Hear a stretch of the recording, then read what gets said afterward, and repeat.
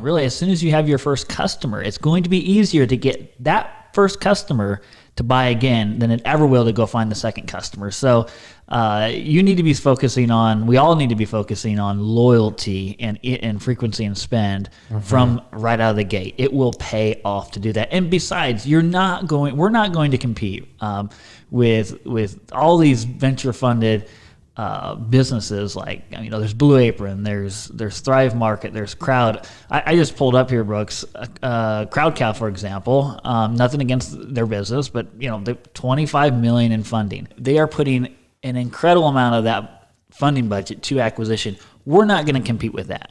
We're just not. We can compete though on increasing our customers' frequency and the amount they're spending when they come to us. You're listening to Gray's Cast, a show that shares the secrets to selling perishable food products online. The show and advice is brought to you by the team at Seven Sons, which is an 8-figure e-commerce business that started completely from scratch. Each episode, we bring you one topic, 3 strategies, and one tangible resource to continue your learning and put you on the fast track in your own e-commerce journey. Let's begin.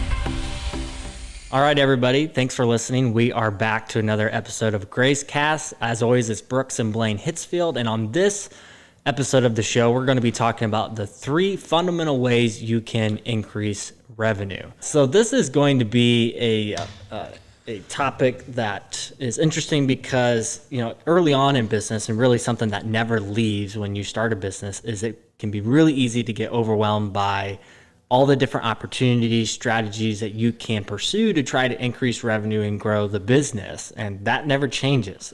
You're always overwhelmed by those different options that you have to choose from. So in this episode, what we want to do though, is we want to try to just bring us up to a high level, and let's just look at the 3 fundamental ways that you can grow revenue. And there really are only 3 options. This isn't the top 3 ways you can grow revenue. It's the 3 only ways you can grow revenue. And Brooks, you have to admit that anytime we're trying to solve a problem, you always have to simplify it. And same with trying to grow revenue. There's really only 3 ways to grow revenue. We've talked about this before. We're going to cover those 3 ways on this episode. And when you simplify it, it becomes a lot more clear where you need to begin focusing and maybe where your weak link might be in your business to growing your sales. Exactly. Once you understand these 3 fundamental options or levers that you have, everything becomes more clear because all the different strategies, tools, tactics that they all fall under those. They fit into one of these 3 different categories. So in this episode, what we want to do is leave you with what we believe is the growth lever that we believe that you are best positioned to benefit from. Yeah, the most grossly underutilized growth lever that you just frequently ignore. And be sure to stay to the end because we're going to share a resource. It's actually a book that has had a big impact on our business. Probably if we would attribute some of the top 5 books that have had an impact on our business, this one definitely would fit into that.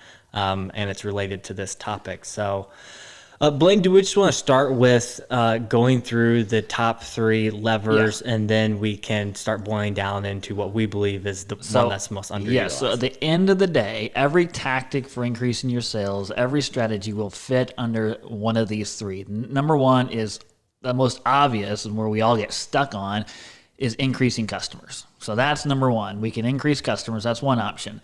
Number 2, we can increase spend. So we got a customer, they placed an order. We could increase the value of that order. That's the second way to do it. The third way is just to increase the frequency in which they place those orders. So increase customers, increase per order spend, or increase frequency, the amount of times they're placing an order in a given year. That's it. Those are the 3 levers at the end of the day that you have, that we have at Seven Sons to increase revenue. There is not a 4th.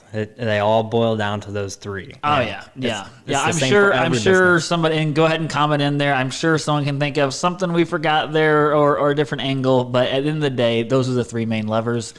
And I think it would help, Brooks, by starting off by covering kind of the big mistake that we made that everyone kind of makes starting off their business. And that is when you start your business off, obviously you have to acquire customers. Yep. I mean, that's step 1. The problem is that we can get stuck in customer acquisition mode, and that can end up costing you an incredible amount of sales, especially even early on, but especially down the road by not pivoting. Because the most expensive way to increase your sales is to find a new customer. We all know how much work it is to go find a new customer. Yep. And, it's when we, in our early days of direct marketing, it felt like that we were spinning our wheels a little bit. And it was because we were only focused on this growth lever. Yes. This is where all of our attention was. And this is something that's common, we experience, but we see it with startups all the time. Everyone's hungry for new customers. If I could just get more customers, that's going to make the difference for me, which of course you do need to grow a base. Right. But that's not usually where the biggest opportunity is, because this is the hardest. You mentioned it's the most expensive, but it's also the hardest, difficult. especially if you're a startup without a lot of funding. You're bootstrapped, so you don't have an advertising budget that you can throw to Facebook, Google, and all these different places that, all the big guys are playing to try to compete. Then it means then you have to get a little more creative, and that's hard. And it takes time. You can't get stuck in just putting all of your efforts, the majority of your efforts, into new customer acquisition, because really your focus should begin starting to focus on frequency and increasing spend, those types of strategies early on. Really, as soon as you have your first customer, it's going to be easier to get that first customer to buy again than it ever will to go find the second customer. So you need to be focusing on, we all need to be focusing on loyalty and frequency and spend from right out of the gate. It will pay off to do that. And besides, we're not going to compete with all these venture funded businesses like, there's Blue Apron, there's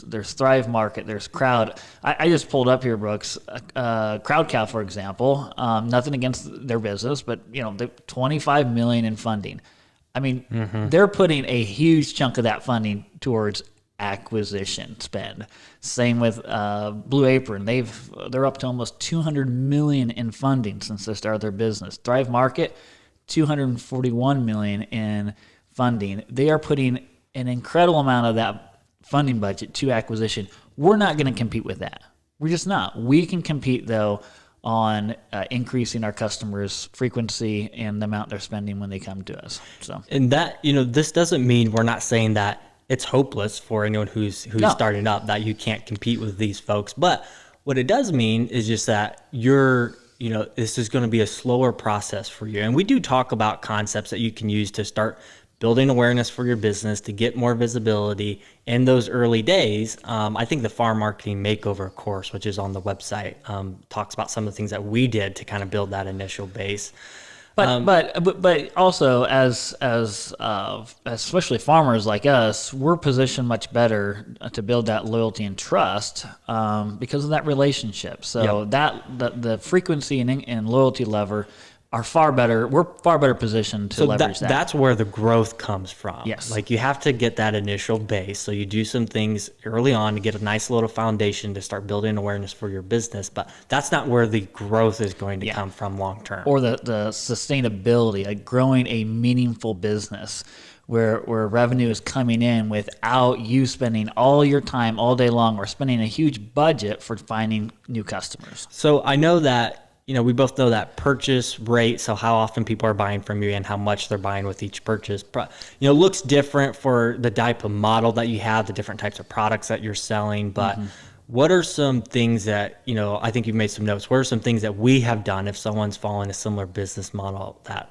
we've built at Seven Sons that have helped drive loyalty and continue to keep those customers coming back? So we've already covered the three different ways. So increase customers, that's the most expensive thing you can be focused on and do. But number two is that increase the spend. So what have we done, Brooks, to increase customer spend? So when they buy from us, how do we up that ticket size, that basket size? I know, and this seems simple, but we all need reminded of this, is the more you have to offer, so increased variety on your website or in your store, that is inseparable. It will always make basket size go up. So if you're starting off and you're just dead set on, I'm going to stay focused and I'm only, say, producing, grass-fed lamb or something, that's just such a narrow basket. That's going to be a struggle to increase that basket size if you don't have more variety. So variety, I know Brooks has always made our basket size go up. And when you focus on variety too, it's important to think about what are crossover products. So people who, think about on Amazon, they're constantly pitching you, hey, people who bought this also bought that. So it's not just increasing as many possible products and SKUs that you have on that website, but also be thinking about what are complementary. So if you sell grass-fed lamb, those customers may also be interested in what? Grass-fed bison, grass-fed beef, so red meats. Yep. For us at Seven Sons, it's been focusing on pastured proteins. Yeah. But we've added things like seafood along the line, Yep. some frozen vegetable options, all those things increased basket size. So, Yep. and that's a big deal if you're doing home delivery. Getting that basket size up and leveraging the cost of getting that box delivered will really affect not only your revenue by expanding that order size, but your bottom line. And we've talked about this in other episodes too. If you're starting out and you don't have the bandwidth to start another enterprise in order to increase the number of products that you have to offer your customers, partner with other people. Find someone who maybe you can shares off your philosophy for farming and has a story that you can get around and tell to your customers. Yeah. And partner with them too. You don't have to do it all yourself. No. And that's the last thing you want to do. And we call that death by diversity here at Seven Sons. Obviously, we know we're a regenerative farm. Diversity in the soil is a great thing. Diversity in your business can add complication and cost and overwhelm and get you off track. So but be careful about that when adding variety to your offering. But another one, Brooks, is bulk upsells, just upselling. So, here's the price for 1 pound of ground beef at a time, but if you buy 10 or 20 or a full case, here's a discount. And so the important thing there, and a lot of people cringe at that because I can't afford to sell it for any less. Well, the idea is you start with the end in mind. So what do you have to have for every pound of ground beef? Price your bulk option there and then charge more for a la carte options so that when you do sell that upsell, that bulk discount, it's at the price that your business needs. So that's a no-brainer. Just upsell a bulk discount. And that's impacting primarily the average order size. Again, how much people are spending. We're talking average order size, which is a big part of this. And again, this is one of your easier levers to increase revenue. So that would be a good one. I know, Brooks, one thing that we've done that helps is offering some kind of incentive at a certain order value. So we offer free delivery, so no handling fees on our home delivered orders once we get to a basket size of 149, correct? Yeah, and this takes, just like Blaine was talking about, starting with end in mind with pricing those upsells, this takes planning as well in your pricing strategy, because depending on which sales channel that you're pursuing, home delivery, shipping, you're doing pickup locations, you have cost in that. So a lot of people will just forward that cost onto their customers, the delivery fee. But if you start with the end in mind, people shopping online, that's one of their biggest barriers for buying from businesses online is having to pay for delivery. So because it's a big barrier, that also means, though, it's a major driving incentive for people if you give them an incentive to acquire free delivery on a certain order size. So you're rewarding behavior that, again, makes life easier for you, helps your business out, and you're forwarding that savings onto your customer. So merchandising is big. I mean, and we've made the mistake in the past of putting together bundled savings where we're offering a savings at a small threshold. It's like, why offer that there? If your average order is already $50, don't offer a bundled saving option at $50. Take the next tier up, get it closer to $150 or something. Same thing with the free delivery. Look at where your average order size is and try to incentivize people to get above that. Yep, exactly. So, and these are simple things that a lot of us have thought of maybe before, but are we executing them? And there's always improvements. We're looking at these things constantly on how to increase customer spend and offer more value. And the last thing, Brooks, I think we could touch on is obviously you could enact an order minimum, but that's kind of the last thing you would want to use as a lever. We primarily tell folks to use that for different reasons, not necessarily to touch on one of these revenue generating levers, but more so to optimize a certain sales channel that you're pursuing. So for example, if you're shipping through UPS and FedEx, there are just certain order sizes that you will be losing money on or breaking even. Because the more you get in that box, the more you're leveraging the cost of the packaging, the freight fees, and things like that. So you're trying to optimize that. So the more product you can get in there, the better. But so that's why. But and if you, it's kind of like, I think Gabe gave this example last week at a school that we were at.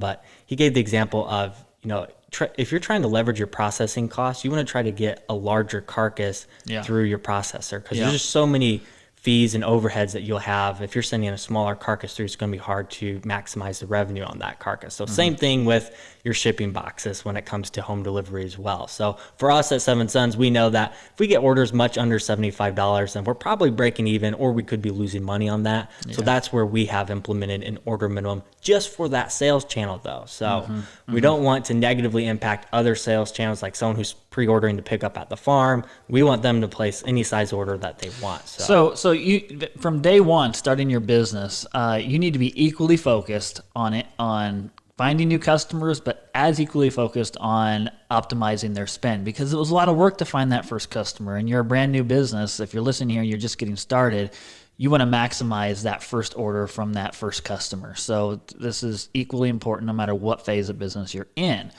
But so let's move on, Brooks, to the third lever here, which is increased frequency. So how often our customers are buying from us. So things that we've done there is, a lot of it has, we've gained a lot of increased frequency and repetitive buying just by our email communications, timely email communications. And I'm talking about our deadline reminders. So when we had pickup locations, making sure we were touching base with the right customer at the right time. So we were doing buying club pickups every 6 weeks, touching base with them before their deadline. That was one of the highest converting emails we ever sent. It was just a couple lines of text that just was a friendly reminder. We do the same thing with home delivery now, Brooks. When customers, we have our drip automation, email automation software set up so that it's integrated with Gracecart, the e-commerce platform. And so it sees, okay, look, so-and-so, this customer, Jane Doe hasn't ordered in, say 3 months. And Drip knows to look at the amount that they ordered. So let's say Jane Doe ordered $1,000 worth of product 3 months ago.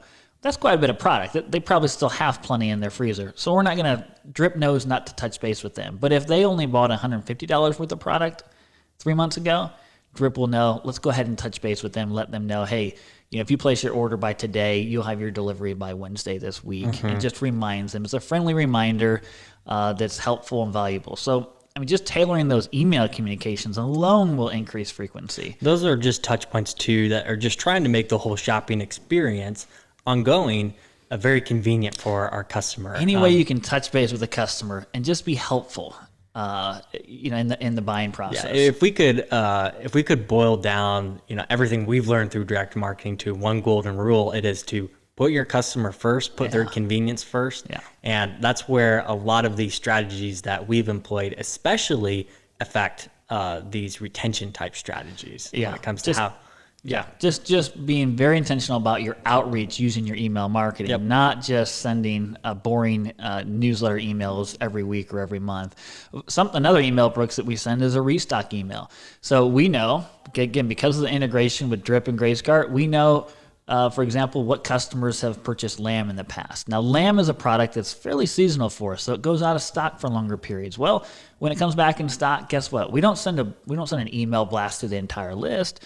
We send an email just to the customers who have purchased lamb in the past, and we say, hey, we know you're a lamb customer. You enjoy our lamb products. We want to let you know first that we have lamb back in stock before we let the entire list know, all of our customers. Just, again, helpful, specific communications, kind of tailoring those communications throughout the year really does drive frequency. We do the same thing with overstock deals. If we have way too many soup bones, for example, in stock, we'll go ahead and send a tailored email just to soup bone buyers and say, hey, we want to let you know about this opportunity before we open it up to everybody else. An important tactic that that's important in some of these emails that you're talking about is the power of segmentation. Yes. So again, we're personalization and segmentation. We're segmenting the right people, sending the right message to the right person, because something that we hear all the time and is true, absolutely true, is that people get email fatigue. We live in an advertising saturated world. So, one of the best ways to make sure that your customers aren't really listening to you is to send them too many emails. People will eventually just start to tune you out. So what we're doing is we're just getting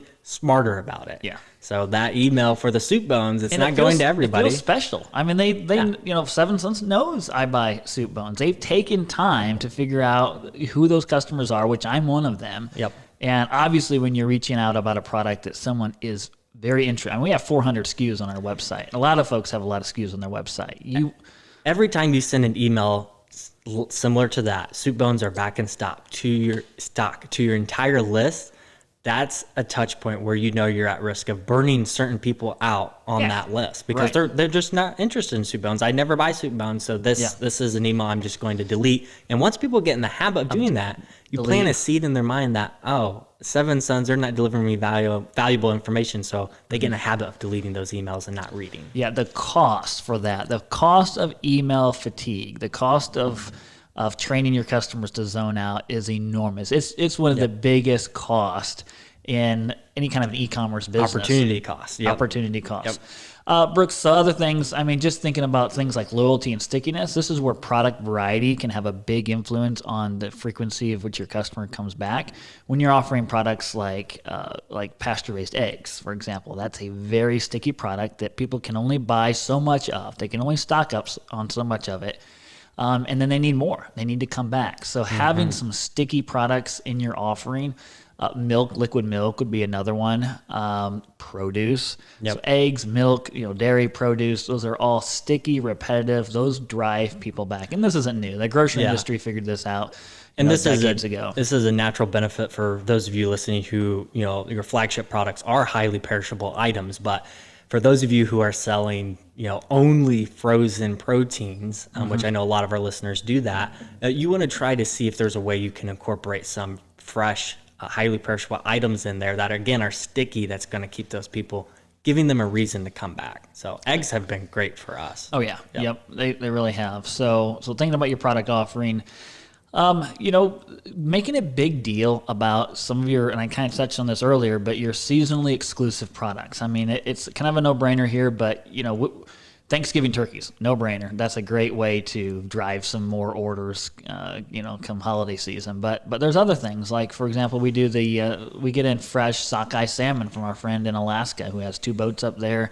And so we partner directly with him. We tell his story, and come September every year, it gives us a reason to reach out to the list, let them know we have something very unique, very special at this time of year. Those types of things drive repetitive sales. So, give your customers a reason to come back. Put some intention into it. Put a plan in place throughout the year. So what are the different products, the seasonality of my products, and what are my touch points going to be as I reach out to my customers throughout the year? So that's a big deal. And kind of along with that, Brooks, is we really have a pricing model that incentivizes bulk purchases, so we get the ticket price up. But we also have a pricing model that goes deeper than that, meaning we're fluctuating really our pricing throughout the year as we have products in seasons. For example, in the fall and winter is when we have the most available fresh grass-fed beef. We're going to always host what we call our beef launch. It's a sale every year, offering the best value and access to the best pricing that time of the year. And again, it's not like we're discounting our margin or our profit model. We've built that into our overall model throughout the year that's the time we're going to incentivize sales. And so as you do that throughout the year, you always have these reasons to touch base with people and let them know, for this reason, here's a good time to buy. And it's a true reason too, and I think that's what makes it the most effective is, we're heaviest on beef inventory. We want to harvest in the fall, so we're going to be heaviest during the winter. And it's expensive. There's a cost for us to store all that inventory if we're just going to try to evenly use it throughout the year. So actually being able to move a lot of that product during that time allows us to save some costs on not having to store that inventory for longer.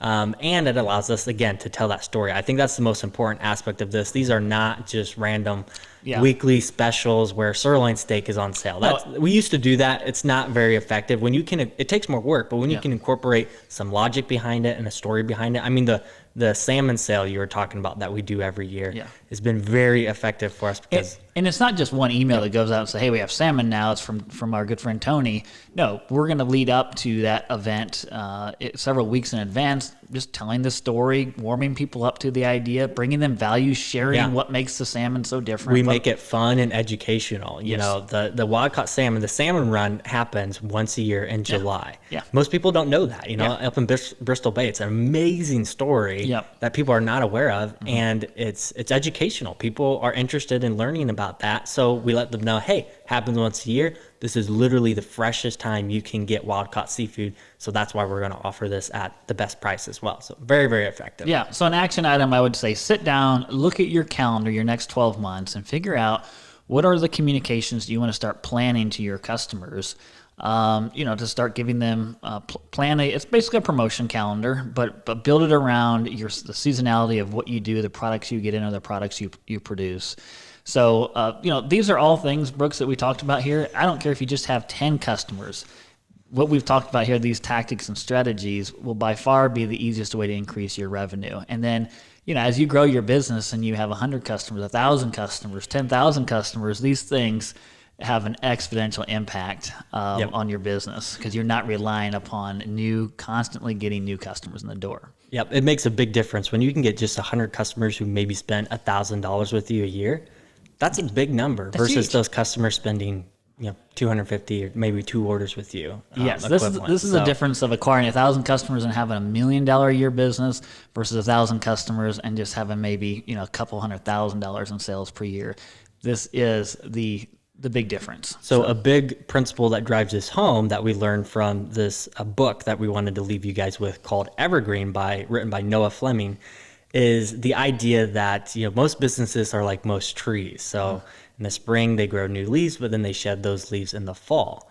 I know we've talked about this principle before. So you don't want to be like every tree. You want to be like an evergreen tree that always green. It really never shedding those customers. It really fits the regenerative food model. You want a regenerative customer base that's coming back, regenerating itself. You're not relying upon all these new customers and focused on new customers. Most businesses, those people who have all that funding that we were talking about before, to them it's just math. They know how many new customers they'll get every year. They know how fast they'll burn them and lose those customers. And they have to continue to fund that business in order to keep the wheel turning. This is how you beat them, right here. Correct. You beat them here, and it's how you build a very meaningful business over time that can support you, your family, and the staff as you grow. So we'll leave a link to the book below, and go ahead, leave a comment and let us know if you take action here on this episode. You look at your calendar, think about the seasonality of the different enterprises that you have, and you incorporate some sort of sale or launch that ties back into that, like this principle we talked about. Go ahead, let us know in the comment section what that's going to be, and if you have any questions, of course, let us know as well as what you guys would like to hear from us next. Future topics or questions you have you want us to go deeper into, share below in the comments. So, all right, thanks guys. We'll talk again soon. Cool.